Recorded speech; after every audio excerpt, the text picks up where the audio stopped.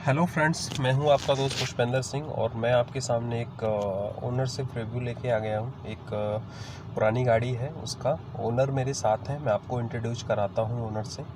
ये हमारे एक भाई हैं नोएडा में, पिंटू भाई। तो मैं आपसे इंट्रोड्यूस कराता हूं।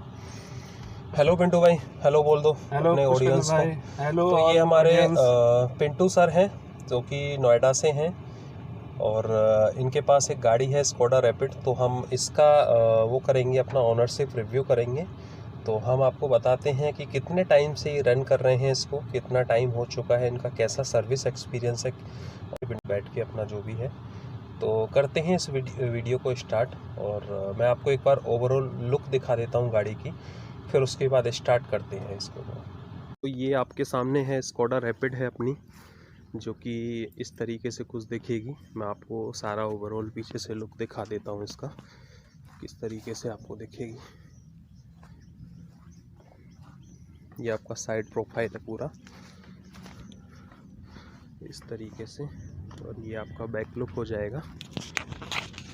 ये आपका बैक लुक है अपना, जो कि अपना स्कोडा की बैजिंग है। पीछे अपना ये है PDI है अपना, और ये अपना साइड प्रोफाइल कुछ इस तरीके से रहेगी अपनी पूरी। और बूट स्पेस जो दिखेगा अपना कुछ इस तरीके से दिखेगा, जो कि 584 है इसका बूट स्पेस। तो बहुत सारा स्पेस इसके अंदर आता है। अपना कहीं टूर पे जाना है तो आप इस तरीके से अपना यूज कर सकते हो, बहुत सारा स्पेस है। स्पेस के मामले में इसमें कोई दिक्कत नहीं है। और बाकी की आपको पीछे का दिखाता हूँ मैं, डिग्गी खोल के अपना। तो पीछे भी अच्छा खासा स्पेस इसमें आपको मिलेगा जो भी है गाड़ी में, क्योंकि सेडान है तो आपका अच्छा स्पेस मिल जाता है आपको। बाकी की आगे का मैं प्रोफाइल थोड़ा सा आपको दिखा देता हूँ। इसमें इस तरीके से कुछ दिखेगा आपका आगे का। तो अब हम आपको इसके ओनर से इंट्रोड्यूस करते हैं कि पिंटू भाई ये कौन सा मॉडल है अपना जो पुष्पेंद्र भाई, ये है 2014 मॉडल। 2014 में this is the second top variant. इसकी हम बात करें, Ultima was the version, Ultima variant है। और Ambition is the top model. Ambition के बाद में अल्टिमा वर्जन आता है, so this is Ultima version. Okay. तो ये आपने 2014 में ली थी पिंटू भाई? 2014 में ली थी। इससे पहले आप कौन सी गाड़ी यूज कर रहे थे? इससे पहले मैं फोर्ड फीगो यूज़ कर रहा था। फोर्ड फीगो कितने टाइम चलाई थी आपने? फोर्ड फीगो चलाई थी मैंने 3.5 साल। 3.5 साल। तो पिंटू भाई ये बताइए कि फोर्ड फीगो के बाद आप स्कोडा रैपिड पे एक साथ कैसे आ गए? मतलब पुष्पेंद्र भाई, इनफैक्ट मैं गाड़ी चेंज करने का सोच रहा था, क्योंकि मैं 5 साल चलाने के बाद में चेंज करने का सोचता हूँ। इनफैक्ट समझता हूँ कि उसके बाद मेंटेनेंस और ये सारी कॉस्ट्स बढ़ जाती है।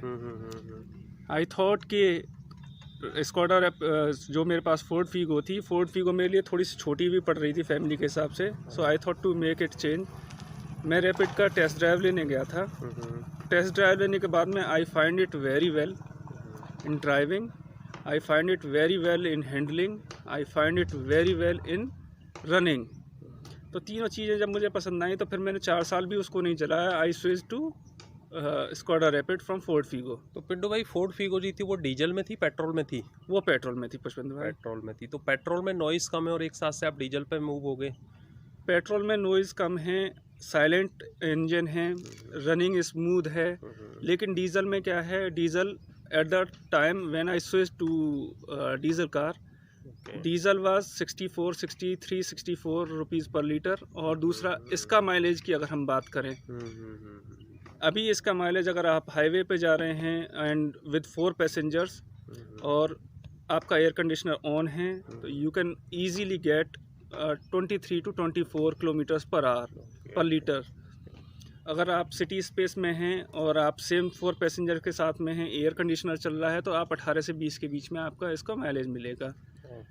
तो this was the main reason to switch over from petrol to diesel. तो पिंटू भाई अब बात करते हैं इसके सर्विस कॉस्ट की बात करते हैं। तो इसका सर्विस कॉस्ट कितना आता है? इसका सर्विस इंटरवल जो है 15,000 किलोमीटर्स है। 15,000 पे? 15,000 किलोमीटर पे इसकी सर्विस होती है। 15,000 किलोमीटर पर सर्विस कॉस्ट की अगर हम पर किलोमीटर के बेसिस पे बात करें तो वो 75 पैसे या 80 पैसे पर किलोमीटर के हिसाब से आता है। Okay okay. ऑन एन यानी कि एवरेज बात करें, ऑन एवरेज बात करें कि हर 15,000 के बाद में आपको लगभग 10,000 रुपये 11,000 रुपये इसकी सर्विस में देने पड़ेंगे। नॉर्मल है डीजल कार में, वो डीजल आपका कार में नॉर्मल है, क्योंकि फुली सिंथेटिक आपको ऑयल डालना पड़ता है इसमें। टोटल सिंथेटिक ऑयल है, ऑयल फिल्टर हो गए, एयर फिल्टर हो गया, और सारी कॉस्टिंग मिला के आपको 10-11 हज़ार के आसपास बैठती है एवरी 15,000 किलोमीटर्स। बिल्कुल बिल्कुल बिल्कुल। ठीक है पिंटू भाई, तो आपको इतना टाइम यूज करते हो गए, इसमें आपको पॉजिटिव क्या लगा और नेगेटिव क्या लगा? पॉजिटिव की बात करें पुष्पेंद्र भाई कि अभी तक मैं इस गाड़ी को चला चुका हूँ 2,48,000 किलोमीटर। 2,48,000 किलोमीटर? 2,48,000 किलोमीटर अब तक चला चुका हूँ, सिंगल हैंडेड चल चुकी है। ये तो बहुत अनएक्सपेक्टेड है, मतलब 2,48,000 जो। उसके ऊपर अनएक्सपेक्टेड बात आप ये समझिए कि 2,48,000 किलोमीटर के बाद में इंजन का एक स्क्रू भी आज तक नहीं खुला कि इसमें इंजन में कोई परफॉर्मेंस में कोई प्रॉब्लम हो। कभी कोई प्रॉब्लम नहीं हुई। टाइमली सर्विस ज़रूर हुई है। एक बार सस्पेंशन का काम ज़रूर हुआ है, क्योंकि आप जानते हो कि वियर एंड टीयर्स होते हैं जब आप गाड़ियाँ चला रहे होते हैं, रफ़ रोड्स पर चलते। अब मेरी ट्रैवलिंग ऐसी है कि मुझे तो रफ़ रोड में चलना होता है। वजह वही है कि उसकी वजह से सस्पेंशन का काम हुआ, लेकिन इंजन में so far no problem at all. आप बात करते हैं जब आप हाईवे पे चल रहे होते हैं, हाई टॉर्क के साथ में आपको परफॉर्मेंस देती है। आप सेकंड गियर में है, थर्ड गियर में है, फोर्थ गियर में, नो मैटर, आपको ओवरटेक करना है तो आपको गियर शिफ्ट करने की, गियर डाउन करने की ज़रूरत नहीं है। अच्छा, जिस गियर में है आप उसी में एक्सेलेरेट करें। हाई टॉर्क की वजह से आप इजीली आप किसी गाड़ी को टेक ओवर कर सकते हो। सेम आप सिटी ट्रैफिक में चल रहे हैं तो हाई टॉर्क की वजह से आप सेकंड गियर में भी हैं या थर्ड गियर में भी हैं तो आपको गियर शिफ्ट करने की ज़रूरत नहीं है। लो आरपीएम हाई टॉर्क पे this is the performance which I get. तो ये मुझे इसके पॉजिटिव लगे। नेगेटिव में, हाँ, नेगेटिव में मुझे दो चीज़ें लगती हैं स्कोडा में। One is the headlight visibility. अगर आपके पास प्रोजेक्टर हेडलैम्प्स हैं, क्योंकि इस वेरिएंट में प्रोजेक्टर हेडलैम्प्स नहीं आते, इसमें आपके इसमें हेलोजन सारी दी हुई हैं। टॉप वेरिएंट में जीनोन एचडी हेडलैम्प भी आ रही हैं और प्रोजेक्टर हेडलैम्प्स भी आ रहे हैं, बट इस वेरिएंट में नहीं है, तो इसकी विजिबिलिटी कम है, पहली चीज़। दूसरी चीज़ जो मुझे लगता है रनिंग एक्सपीरियंस में कि हाँ, ग्राउंड क्लियरेंस थोड़ा सा कम है, डाउन गाड़ी है, और व्हील बेस थोड़ा सा बड़ा है। जहां आप इसको नैरो स्पेस में आप रिवर्स करने की कोशिश करते हैं, रिटर्न करने की कोशिश करते हैं, तो आपको थोड़ी सी प्रॉब्लम होती है, रादर देन कि आपको ओपन स्पेस है तो आप इजीली आपको इसको बैक करके रिटर्न। काफ़ी लंबी गाड़ी है ना, लंबी गाड़ी है तो व्हील बेस बड़ा है इसका। अच्छा पिंटू भाई, एक चीज़ बताइए कि सर्विस एक्सपीरियंस कैसा है स्कोडा का आपका? मतलब जो सर्विस एक्सपीरियंस, मैंने 4 साल मेरी स्टैंडर्ड वारंटी थी, 1 साल की मुझे एक्सटेंडेड वारंटी मिली हुई थी, तो 5 साल मैंने उनके साथ में ही कंटिन्यू किया था। तो सर्विस के हिसाब से हम देखें, क्योंकि मैं दिल्ली एनसीआर में बेस्ड हूँ, नोएडा में अगर आप देखें, दिल्ली में आप देखें तो मल्टीपल सर्विस स्टेशन हैं, तो आप इजीली नोएडा में, आप इजीली दिल्ली में कहीं भी आप सर्विस करवा सकते हैं। सर्विस स्टाफ जो है they are very cope up, very helpful. और तीसरी अगर हम बात करें कॉस्टिंग की, तो हाँ, कॉस्टिंग आपको देखने में ज़्यादा लग सकती है कि हाँ 11,000 रुपये या 12,000 रुपये मेरा सर्विस का आपका चार्जेस आया है, लेकिन आपको ये भी साथ में सोचना पड़ेगा कि वो एवरी 15,000 किलोमीटर्स आता है। तो ओवरऑल एक्सपीरियंस हम बात करें in general, it was good. Okay. तो आप पिंटू भाई, अगर मैं आज के टाइम में बात करूं तो आज के टाइम में अगर आप कोई दूसरी गाड़ी परचेज करनी हो तो आप कौन सी कंपनी की गाड़ी परचेज करना चाहोगे? क्योंकि अभी स्कोडा की कुशाक भी शायद आई, अभी रिसेंटली लॉन्च हुई है। स्कोडा की कुशाक आई है, that is mid kind of segment, जहां आप एंट्री लेवल एसयूवी की बात करते हैं, तो Kushaq is performing very well on their aspects. अगर उससे ऊपर बात करें तो स्कोडा की ही कोडियक आई हुई है। कोडियक हालांकि ओवर प्राइस्ड है इन माय ओपिनियन, क्योंकि अपने कंपटीटर से थोड़ा सा ज़्यादा है जो उसके सेगमेंट में कंपटीटर्स हैं। But my first choice as of now, क्योंकि मैंने हैंडलिंग देखी है, रनिंग देखी है, तो 2.0 डीजल इंजन में, जो कि फिएट द्वारा दिया गया है, in my opinion MG Hector is doing very well in their segment. But MG Hector में पिंटू भाई हमने सुना है कि बहुत सारी दिक्कत आती हैं, चाइनीज़ है, मतलब बहुत सारी दिक्कतें आने लगती हैं, जैसे कि मतलब पावर विंडो में, सनरूफ में, इस तरीके की दिक्कत आने लगती है। मतलब अभी मैं वही बता रहा हूँ पुष्पेंद्र भाई, क्योंकि मेरा एक्सपीरियंस अभी तक एज ए यूज़र फ्रेंडली नहीं रहा। मैंने कभी टेस्ट ड्राइव ली हुई है, टू बी वेरी ऑनेस्ट, लेकिन उसकी रनिंग, उसकी हैंडलिंग इज़ वेरी गुड। अच्छा, इंजन की हम बात करें तो जीप कंपास में, टाटा हैरियर में और MG हेक्टर में is all about the same engine. दो 2.0 लीटर डीजल इंजन है। डीजल इंजन के साथ में परफॉर्मेंस की बात करें तो हाँ, टाटा हैरियर से लीड करती है और जीप कंपास से लैग करती है कहीं ना कहीं। लेकिन फीचर्स वाइज अगर हम बात करें तो it is the top most car in feature segment of 2.0 litre engine. Okay, तो आज के टाइम में अगर स्कोडा कोई लेना चाह रहा है तो आप सजेस्ट करोगे स्कोडा ले वो? अगर मैं बात करना चाहूँ कि हाँ, if you are going for Skoda Rapid, go with the blind eyes, go with closed eyes, आँख बंद करके चले जाइए। और एक बात इंश्योर कर लेना कि हाँ, सर्विस स्टेशन आपके एरिया में हो, क्योंकि स्कोडा के सर्विस स्टेशन हर जगह अवेलेबल नहीं है, कंपेरेटिवली कम है। जैसे आपको मारुति के मिल जाएंगे, हुंडई के मिल जाएंगे, स्कोडा के सर्विस स्टेशन कंपेरेटिवली कम है। तो आप ख़रीदने से पहले ये इंश्योर कर लीजिएगा कि हाँ, सर्विस स्टेशन आपके नज़दीक में है। Running wise, performance wise, it won't let you down, आपको कहीं दिक्कत नहीं देगी। That is my assurity.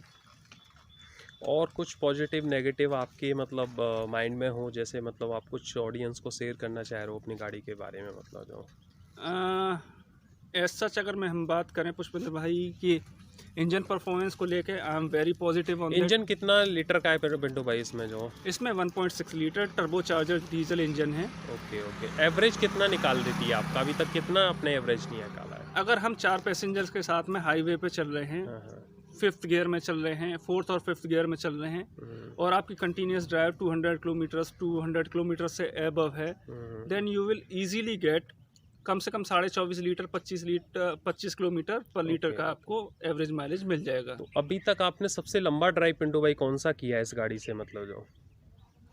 Pushpendra भाई, मैंने जो सबसे लंबा ड्राइव किया है वो मैंने यहाँ से मिर्ज़ापुर तक का किया है, single day up and down. 1500 kilometres सुबह निकलने के बाद में शाम को वापसी करी है, रात तक। In fact it took almost 18 hours for me to drive. Okay, one side मतलब बोथ साइड? हाँ। Okay, single drive 900 kilometre per side. Okay, तो उसमें कोई दिक्कत कभी हुई मतलब इस तरह की? अनफॉर्चुनेटली कोई प्रॉब्लम किसी भी तरह की आई नहीं है। ओवरटेकिंग को लेके आपको मैंने बताया कि क्योंकि हाई टॉर्क पे, लो RPM पे हाई टॉर्क तो ये आपका टर्बो चार्ज इंजन है इसमें? टर्बो चार्ज इंजन है, 250 Nm का आपको इसमें टॉर्क मिल जाता है। ओके। अगर पावर की बात करें तो 150 PS की पावर मिल जाती है इसमें। So that is quite I would say elegant power and torque in this segment.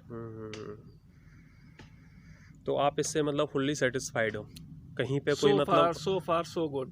Okay, मतलब कहीं पे कोई ऐसा नहीं है कि मतलब मैं इसको लेके पछता रहा हूँ अभी? और नहीं, मतलब ऐसा अभी तक तो टच वुड नहीं क्योंकि है। मेरे हिसाब से शायद मैं अपने डिसीजन पे रिग्रेट इसलिए नहीं कर पा रहा हूँ क्योंकि 2.5 लाख किलोमीटर में ऑलरेडी चला चुका हूँ। 2.5 लाख तो बहुत ज़्यादा होती है। मेरे को नहीं लगता कि मैंने अभी आज तक अपनी मतलब अभी तक का जो टाइम है उसमें 2.5 लाख किलोमीटर कोई गाड़ी देखी है।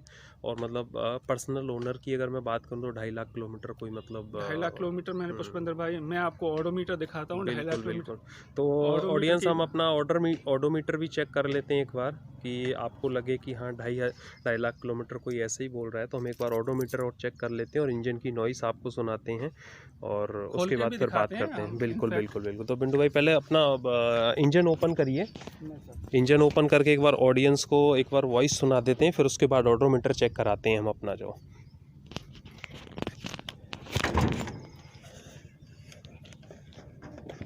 खोलो एक बार। तो ऑडियंस देखिए, ये है आपका 1.6 लीटर का टर्बो चार्ज इंजन।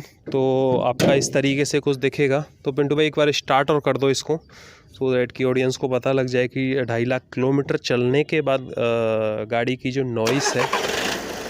तो फ्रेंड्स देखो, थोड़ा बहुत तो वॉइस आपको मिलेगी, ऐसा नहीं है कि बिल्कुल भी वॉइस डीजल इंजन में नॉइस होगी। बट आइसोलेशन के लिए कंपनी ने ये भी लगाया हुआ है, आइसोलेशन लगाया हुआ है। तो मेरे हिसाब से इतना मतलब अभी थोड़ा सा ओपन है तो इसलिए ज़्यादा लग रहा है। डीजल में हमेशा नॉकिंग साउंड ज़्यादा रहती है।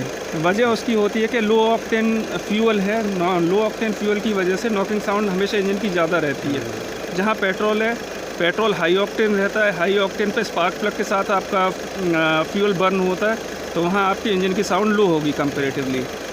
और अभी आप देखोगे दोस्तों कि अभी देखो नीट एंड क्लीन इंजन है, ऐसा कोई मतलब आपको वो नहीं दिखेगा कि 7 साल चलने के बाद में भी इंजन मतलब बहुत ज़्यादा वो हो गया है, मतलब आपका जो उस तरीके से दिखने लगा है। बट अभी पिंटू भाई अभी तक बैटरी कितनी चेंज करा चुके हो आप इसमें जो?